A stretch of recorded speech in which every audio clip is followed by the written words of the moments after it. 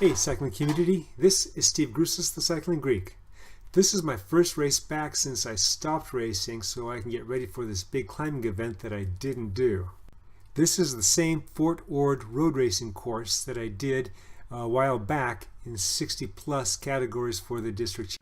Now I'm riding it with the 45s and 55s, and what a difference that is. With the 60 plus at the championships, there were two very strong people and everybody was watching them. Over here, most everybody is strong.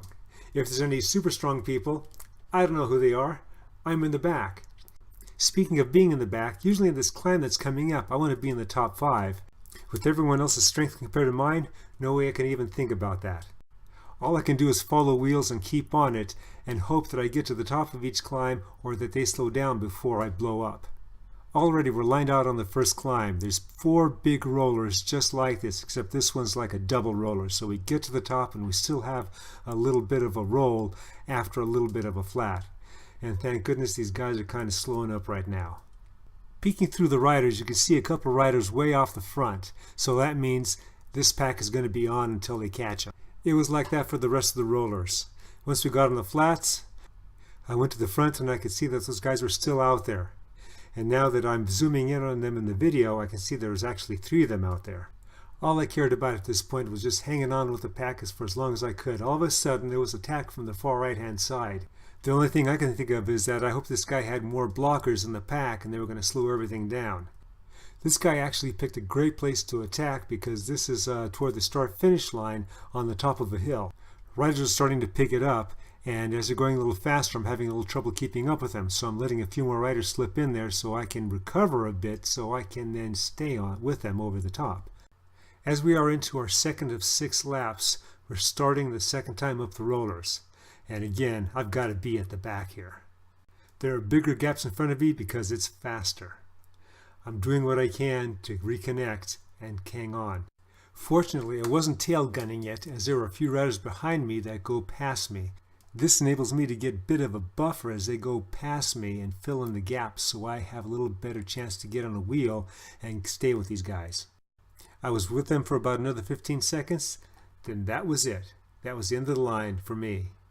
Now, I've ridden all this way, I paid this money, so if I was at home, I'd be doing this type of workout that I started to do right now. Tempo. So for the rest of this race, I rode tempo, and the main goal was to get in before the pack got in. I may finish a lap down, but I don't want the main pack to catch me, and that was my motivation.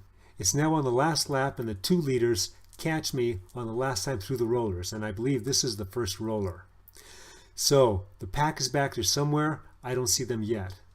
This gives me the motivation to just keep staying on it. In the middle of the roller section, I get passed by the next 2 people, so that 4-man breakaway has turned into 2 leaders chased by 2 chasers. I look behind me and I still don't see anybody. I gotta keep on this thing. Hey, maybe I'll try and catch up to these guys. No such luck.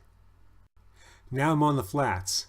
A rider comes riding past me. We say a few words, I get on his wheel, and then he gets down on his bars and he just lays down the watts. I'm hanging on for as long as I can. This is killing me. It doesn't look like much here on the video, but it's killing me. After 30 seconds of this, just 30 seconds, I give out. I gotta let him go. I look behind me, I still don't see anybody. I got a chance to get in before the pack gets me. I'm heading up the final climb, heading toward the finish, look behind me, still don't see anybody. I made it.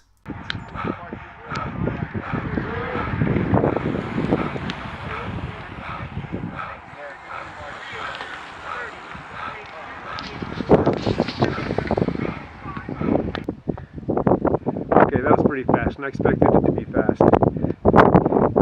When we're getting ready to line up, I hear somebody say, "Hey, I just got back from Nationals." And here I am just starting up again. The second half of the season. Okay. You know, I almost didn't have enough to wear for my warm-up. No sun out here. 10 degrees back home for a high, and over here, probably the high's like in the 60s. customary recoverite. I'm going to get changed, deliver some of my old t-shirts from my races earlier this year, and then get some gas and go home.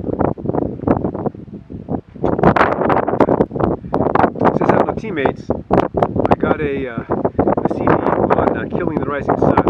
Quite interesting. Hey Robert. Oh, I came off with 2 laps into the race, as usual. We had fun.